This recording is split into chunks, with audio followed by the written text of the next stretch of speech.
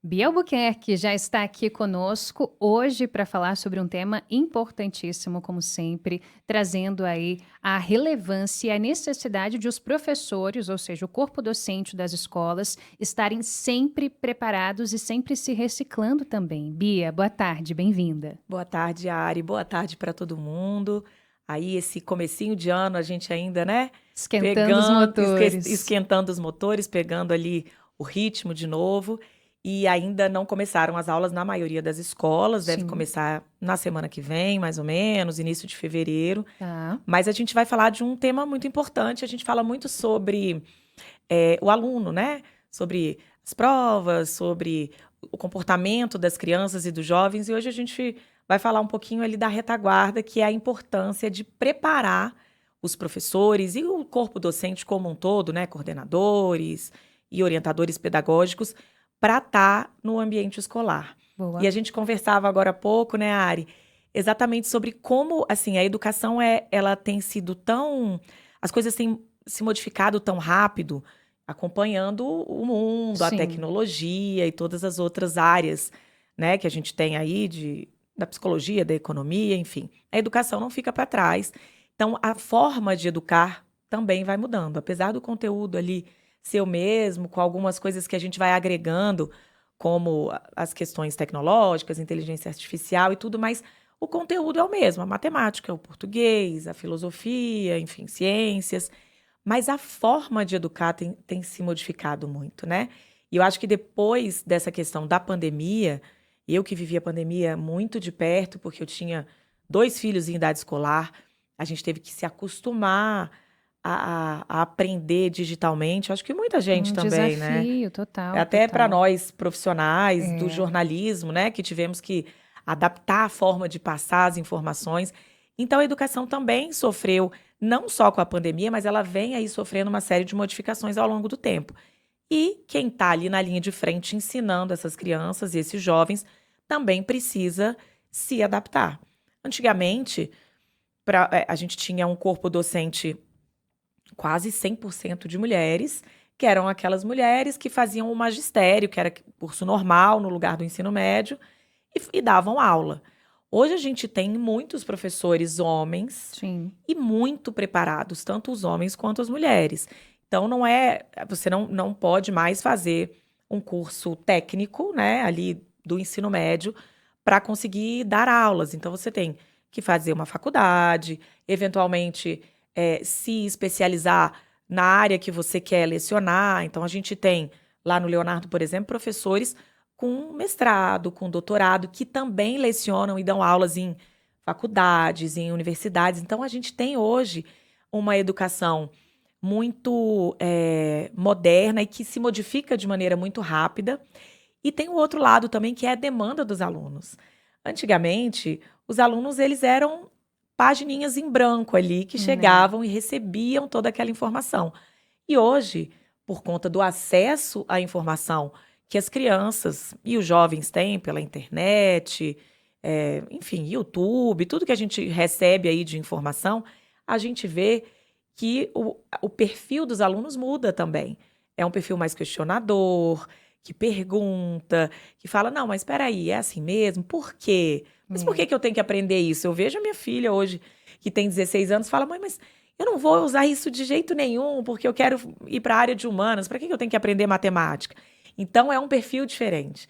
E aí, por isso que a gente precisa não só ter professores, orientadores, todo o corpo docente ali da escola preparado academicamente, né, que tenham estudado, enfim, mas que passem por reciclagens, como você mesma falou, Sim. que ao longo dos anos, dos meses, porque às vezes é tudo muito rápido, né? Naquele ano começa um ano letivo, como a gente está começando 2025, dali a pouco tem uma tecnologia nova, uma demanda nova, e aqueles professores precisam se reciclar. Então é muito importante que quando a gente vai escolher uma escola para os nossos filhos, a gente olhe estrutura física, a gente olhe grade horária, o que que oferece, índice de aprovação, tudo isso é super importante e necessário.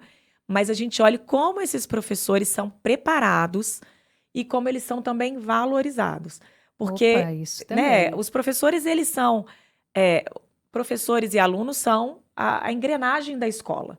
E se uma dessas partes não funciona, ou não está feliz, ou não está bem preparado, não vai dar um resultado bacana, né? Até na questão do suporte, né? De repente, isso sim encaixa em outras profissões também, mas já que a gente está falando dos professores, de repente um professor aparecer com uma proposta de um curso de extensão, de algo que talvez demande dele por um período, um horário mais flexível em sala de aula, e da escola também está aberta a tentar ir modulando ali para entender que, de fato, é um professor que está buscando algo a mais para trazer e agregar também na sala de aula, na própria escola, para os alunos. Então, também essa flexibilidade, né, como você fala sempre, essa via de mão dupla, faz todo sentido para que a roda consiga girar da melhor maneira possível, né? Até porque, como você disse, o professor sai para se capacitar, para se especializar ou para concluir, né, uma, uma monografia, alguma coisa assim, ele depois traz todo esse conhecimento para dentro da sala de aula. Sim, total. Então, você está dando um benefício ali, mas ele está trazendo aquilo ali de volta para os seus alunos, para os pais de alunos, porque também é o que a gente busca como pai e mãe, né? Uma escola que prepare, enfim. Então, ter esse olhar para o professor e saber que o corpo clínico é aquele estático que a gente via lá antigamente, você fazia um curso e acabou, você já está pronto, não funciona mais. Então, a gente vê as escolas e as instituições investindo sim nas reciclagens. Então, os professores no início do ano têm aquelas imersões, e aí você tem visita de grandes educadores ou de donos de empresas de tecnologia, porque, principalmente quando a gente fala de escolas que têm o ensino médio e que está formando ali pessoas que vão escolher a profissão, você trazer esse olhar, né, para dentro da sala de aula, um olhar diverso a respeito de como funcionam as profissões, trazer esses profissionais e colocar os professores num lugar também de escuta.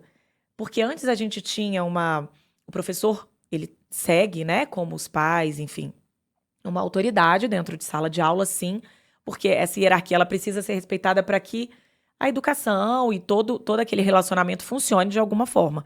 Mas o professor tem um olhar de ser dessa parceria com o aluno e com as famílias, de ouvir, falar, professor, olha, eu vi que dá para a gente aprender essa equação aqui de matemática desse jeito. Eu consigo entender melhor se eu fizer a conta daqui para lá e não de cá para lá.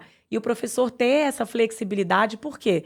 Porque a gente tem ali uma quantidade de alunos completamente diferentes e que vão ter um entendimento e uma forma de aprender diferente.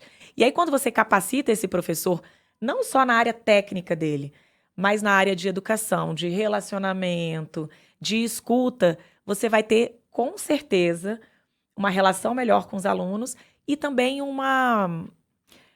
os alunos vão ter uma performance melhor. Porque quando você consegue ouvir, em vez de calar, não, peraí, aqui eu que falo, eu que sou professor e fim de papo. Quando você consegue, eu vejo isso dentro de casa com os meus filhos. Quando os professores têm essa abordagem mais flexível e de igual para igual, não no sentido da perda da autoridade, Sim. mas da escuta do aluno como um ser ativo na educação e não um ser passivo que fica ali sentado, ouvindo a aula, anotando tudo que está no quadro e aprendendo e estudando em casa. Acabou. Não.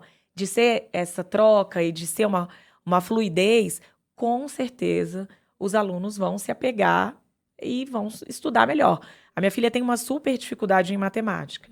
E ela teve uma professora que ela amava, lá no Leonardo. De matemática. De matemática. Olha aí. Aí eu falei, graças a Deus. E aí foi o ano que ela melhor apresentou resultados. Foi no ano que ela teve a Vanessa como professora.